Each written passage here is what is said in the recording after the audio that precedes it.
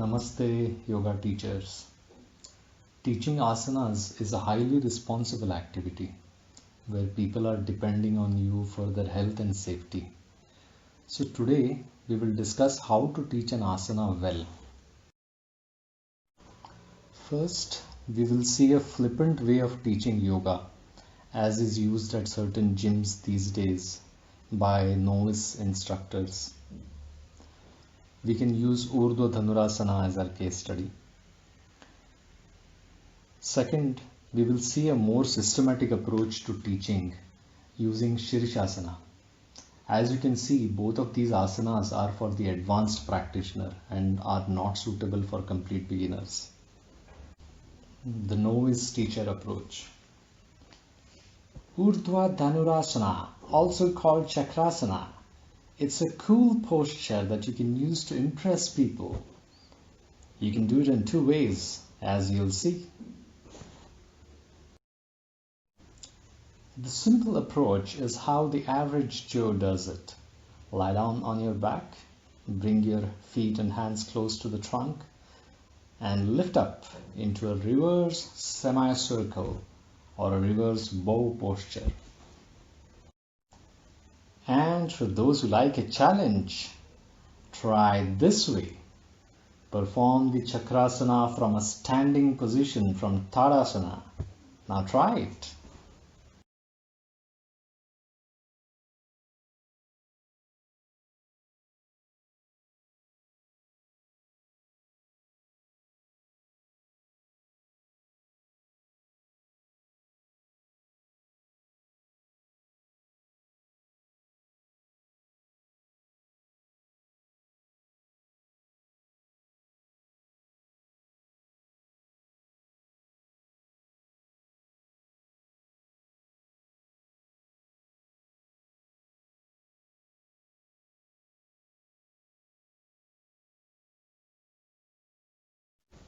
Stop. Was this the right way to teach an asana? Not only are you making the less flexible students very insecure, but you are placing the health of all the participants in perhaps a grave danger. There is a risk of severe back or wrist injury or even a head injury if they slip or fall. How then do you, as a yoga teacher, show more responsibility? So let's see the right way to teach. Shirshasana or the headstand. Before we go into the actual asana, let us briefly look at what the 8-step method of teaching is. As you can see, these 8 steps are designed to progressively make the students familiar with the asana, become aware of the risks, and key considerations while performing it. Before starting any serious practice, an opening prayer sets the tone and creates the calmness and poise required in participants. So let us begin with the opening prayer, Sahana Bhavatu. What is Shirshasana? Shirsha means head. So Shirshasana is simply a headstand. The final position is where the body is completely inverted and is resting on the top of the head. Since we use the support of our shoulders to balance, this variation of Shirshasana is typically called the Salamba Shirshasana. Shirshasana is also called the king of all asanas. Its type is inversion. Typically it's done from a sitting sthiti or as a starting pose, and hence it's sometimes classified under a sitting asana. The category of the asana is cultural, as is the case with all asanas that are neither relaxing nor meditative. Its complementary asana is usually the Shashangasana or the child's pose.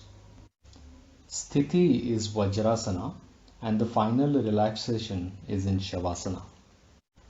We will do Shirshasana in 6 counts, 3 to reach the pose and 3 to come back. Step 2A. We are now seeing a silent demonstration of this asana.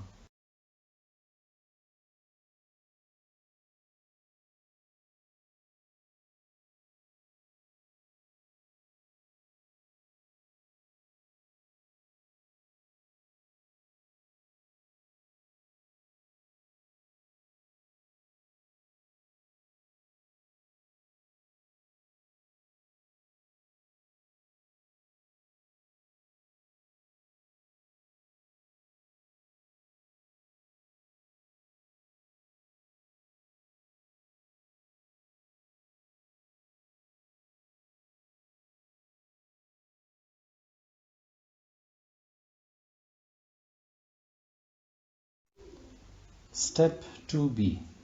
We are now seeing the interim steps more clearly as counts. Ekam, Dve, Trini, and then back. Step 2c. This is where you get most familiar with how to do the pose. Come to Sthiti. Sit in Vajrasana as the starting position. Inhale. Rest your head on the floor. Plant your feet on the ground and gradually start straightening your knees. Breathe evenly. Dve. Inhale. Push your glutes up so that the legs can come up. Make the trunk perpendicular to the ground.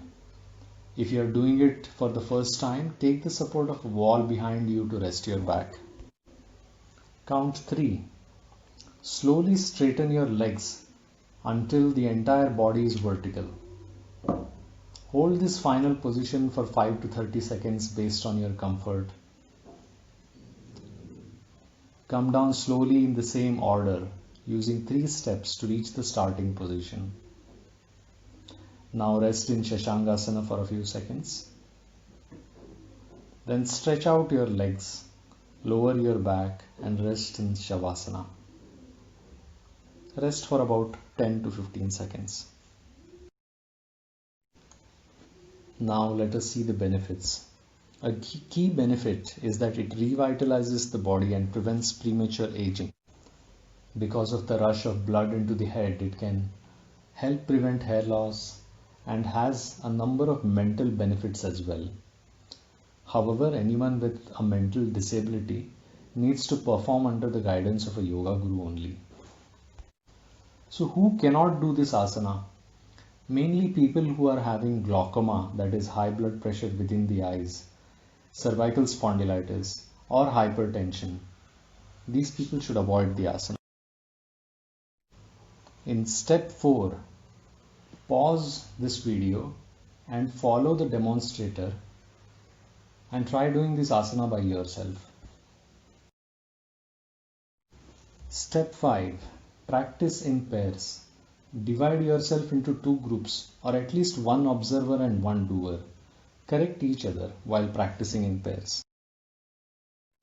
Step 6. Are we ready with questions? Okay, so many questions. Let me answer only the critical ones now and the others after the class. Is headstand dangerous? Yes, it can be. Any jerky movement of the head can cause a severe neck sprain. Also, if a high blood pressure patient does it, it can lead to a hemorrhage in the brain or in the eye. So do it under guidance. Can people of all ages do it? Well, typically below the age of 7, the skull is too soft. So small children should avoid this pose.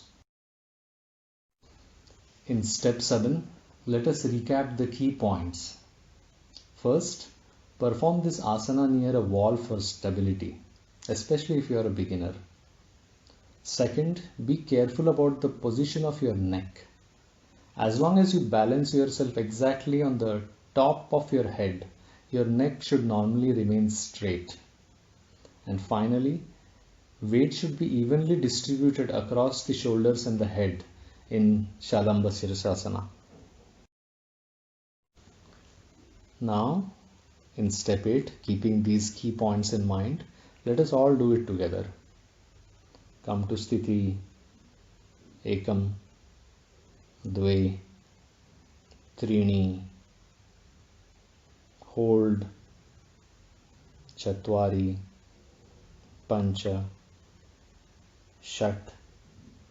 Now relax in Shashangasana. Then go to Shavasana and relax for a few seconds. Now let us close this session with a prayer offering our salutations to Maharishi Patanjali, who brought us this great wisdom of yoga. Come to Namaskar Mudra, all together. Yogena chittasya padena vacham मलं शरीरस्य च वैद्यकेन योपाकरोत्तं प्रवरं मुनीनां पतञ्जलिं प्राञ्जलिरानतोऽस्मि.